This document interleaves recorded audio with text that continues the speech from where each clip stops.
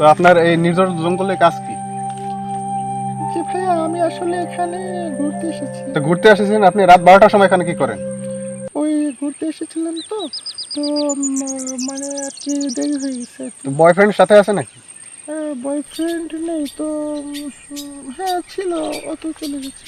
তো এই জন্যই তো দেখি এই অবস্থা। তা আপনি লগে আছে কি, আপনি টাকা পয়সা নিয়ে আসছেন, সাথে আছে কিছু? না, আমার সাথে কিছুই নেই। মিছে কথা বলেন কেন? আপনাকে তো আমি পুলিশের কাছে নিয়ে যাবো। প্লিজ প্লিজ আমাকে ক্ষমা করে দিন। এখানে তো ক্ষমার কোনো কাজ নেই। না, আপনারা জানাচ্ছেন আসলে আমি একটা সত্যি। তো আপনি 12টার সময় যে এখানে আসছেন, আপনাকে তো আমি পুলিশে দিই, আপনার বাপ মা তো এখন কি করবে তখন বলেন? না ভাই, আমাকে পুলিশের দেওয়ার দরকার নেই। তা কি করবেন আপনি এখন? তো রাত্র নির্জন জঙ্গলের পাশে পার্ক। আপনি এই যে আপনার দেশের বাড়ি কই বললেন? পাবনা ভাইয়া। পাবনা। বাপের নাম কি? আমার বাবার নাম হলো হিকমত। আর মায়ের নাম? ভাই বোন আছে? সাথে কে ছিল ওই জায়গায় একা একা আসছে আসা করে তুমি? সাথে আমার